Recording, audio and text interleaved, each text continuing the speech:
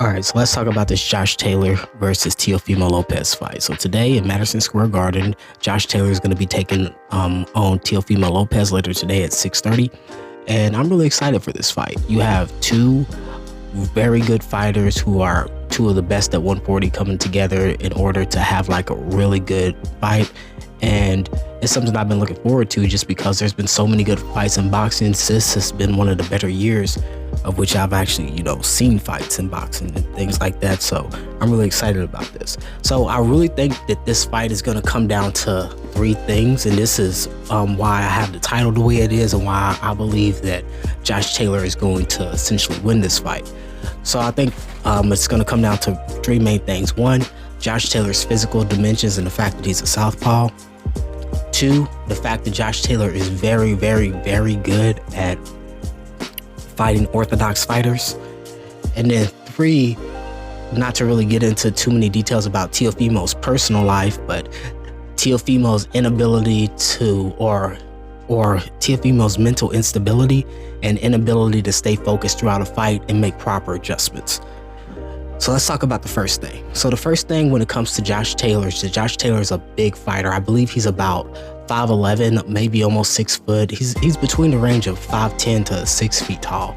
And he's a southpaw, rangy southpaw who's good at fighting on the outside. He's good at fighting in the mid-range, and he's good at fighting on the inside. And oftentimes you see, just like in the Ramirez fight, and in a lot of the fights that he's had with really, really good orthodox fighters, that he's the type of guy who can fight very well with a he's the type of guy who can fight very well against orthodox fighters, and he develops a kind of flow when he fights orthodox fighters. It's like almost like he's just doing an autopilot. It's almost like he just knows exactly where to place his feet. He knows exactly where to throw his body shots. He knows exactly where to place his jab. He knows exactly how to get his head off the center line to avoid his opponent's jab. And he has that advantage in angles, being that he's the southpaw versus the orthodox fighter, where his head is back farther from his opponent's jab and his opponent's head is right there for his jab. So he pretty much has that advantage. Now, anytime you see Josh Taylor fight against a really good southpaw, that seems to be where he struggles. When he fought Jack Catterall, which a lot of people thought that fight was a robbery, you saw that Jack Catterall was easily able to tag him with the jab. You saw that Jack Catterall was able to hit him with a lot of punches to the midsection, hit him with a lot of punches up to the head. And you saw that Josh Taylor, compared to when he fights an orthodox fighter, he seems to be more tentative. It seems to be like he's thinking more about what to actually do in the fight. It seems like it's like he's pausing a little bit, like he's all like, oh man, should I throw my jab now, or should I throw a body shot now, or exactly what to do. But when you see, and he also had that with same issue when he fought Regis Prograis. But with Regis Prograis, that fight was closer, but Regis Prograis was having a lot of success in that fight, and it didn't reflect on the scorecards. I thought that fight was almost even, really. I could see how people could say that Regis won, and I could see how people could say that Josh Taylor won.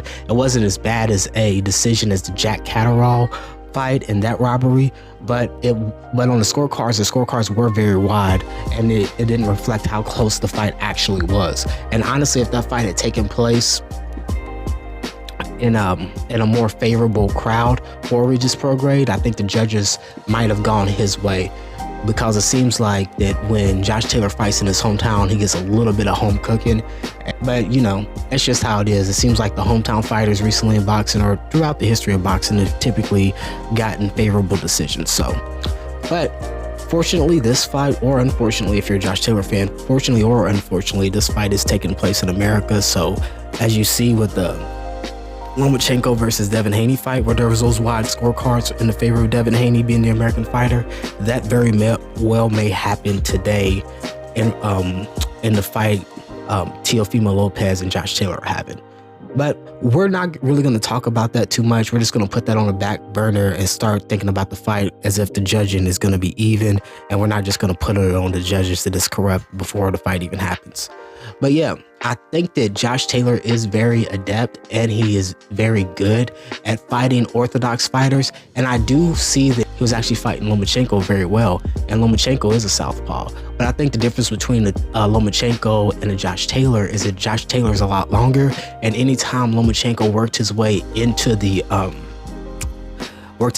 inside on Teofimo Lopez. Teofimo Lopez was able to push him back with his forearm. Teofimo Lopez was able to throw a hard body shot and tag him with it.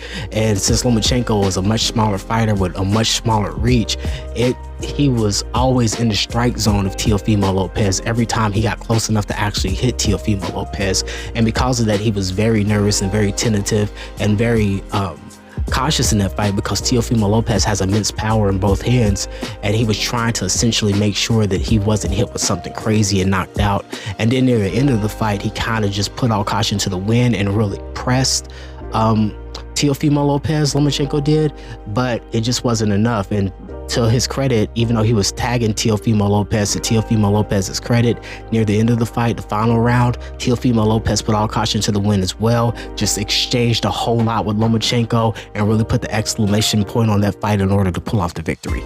But when it comes to that, I think that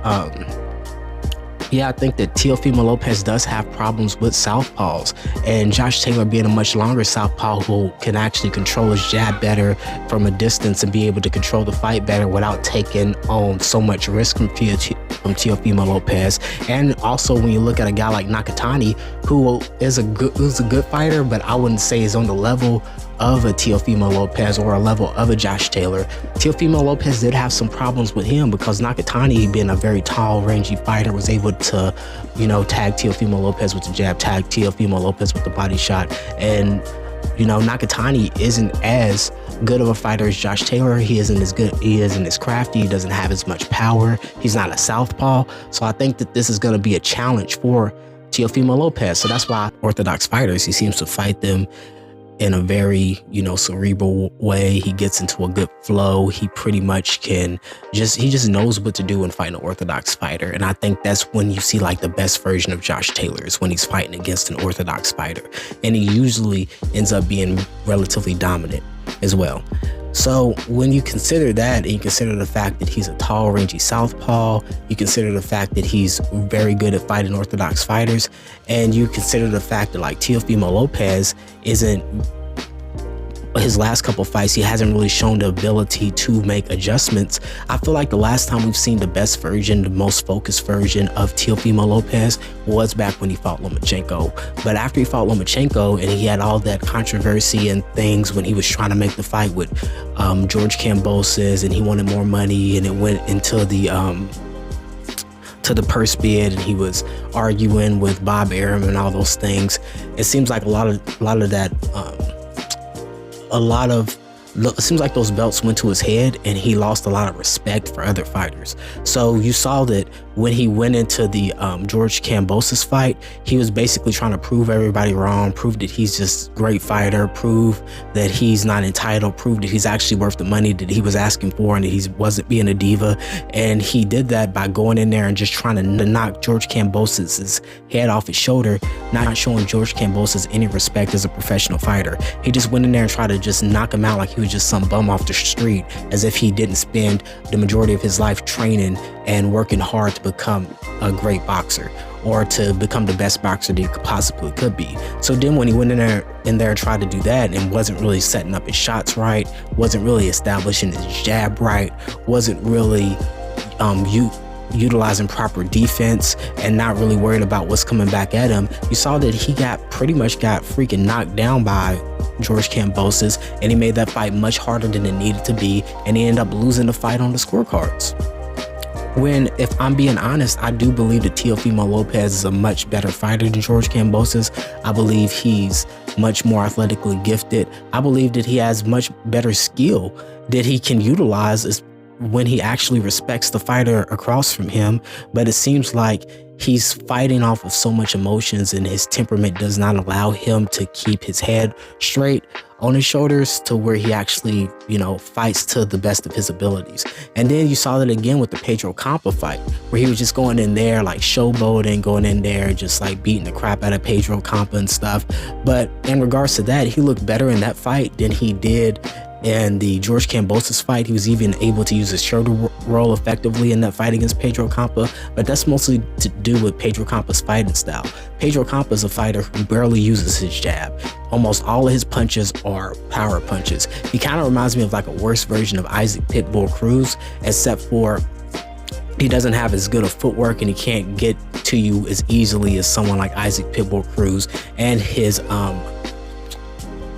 high guard isn't as good as someone like Isaac Pitbull Cruz, where he can block a lot of punches using the high guard.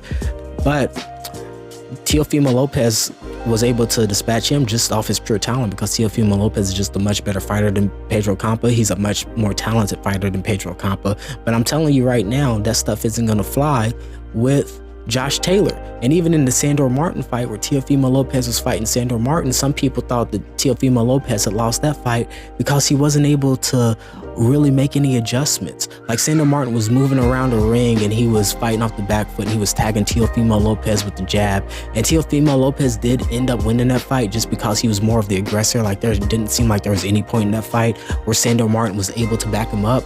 But it showed that Teofimo Lopez was getting extremely frustrated in that fight. Teofimo Lopez was not listening to his corner properly in that fight. I don't even remember if his corner was giving him proper advice in that fight to make adjustments.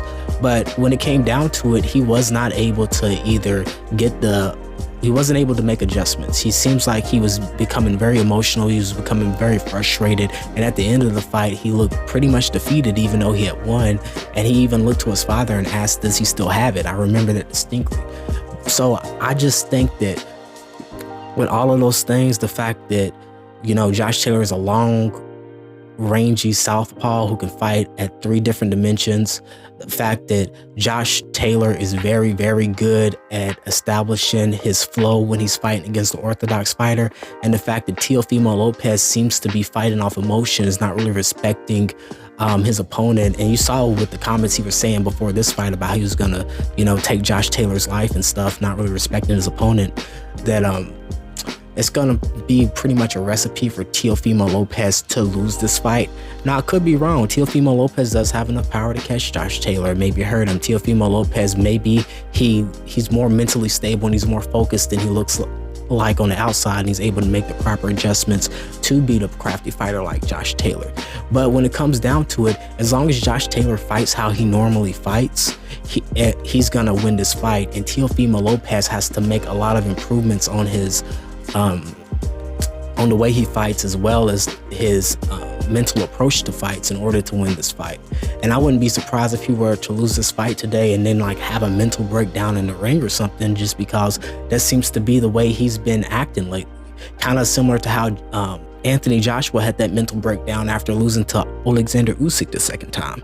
But that's just my thoughts on the fight. You can give me your thoughts on the fight. You can give me your predictions. Maybe I'm right, maybe I'm wrong. I'm hoping I'm wrong. I'm hoping Teofimo Lopez comes in there very focused and we see the best version of Teofimo Lopez, because I want to see the best fight the best, and I want to see the best version of the best fight the best. And I just don't think that this Teofimo Lopez has been showing up recently. The Teofimo Lopez who's been saying wild things, the Teofimo Lopez who's kind of been breaking down after fights, the Teofimo Lopez who has not been respecting his opponents, is the best version of Teofimo Lopez. And I don't think that this version of Teofimo Lopez is going to be able to beat Josh Taylor. I think that Josh Taylor is going to have him stuck behind the jab. I think that Josh Taylor is going to give him a boxing lesson. I think that Josh Taylor is going to frustrate him. And I think that Josh Taylor is going to win by split or unanimous decision. Most likely unanimous decision, but I could see it being a split decision, being that this is Teofimo Lopez's home country. But that's all I got to say about that, man. It's been Josh from the Average Josh podcast. Please subscribe to my channel. I'm very actually close to being able to monetize my channel. I have almost all the watch hours. I just need more subscribers. And, you could help me turn myself from the Average Josh to Floyd Money Josh. If I could get that monetization to get a little bit of money. Plus, I don't really take this channel that seriously, just because, I have so many other things to do. Like I said, I got to take my kids to a birthday party. I got a wife. I got, got to work, got to make money, got to do all types of stuff. But in regards to that, that's all I got to say about that. You all have a wonderful, blessed day. Please let me know how you think about this fight. Tell me if you agree. Tell me if you disagree. Just be respectful. And that's all I got to say about that. I'm out.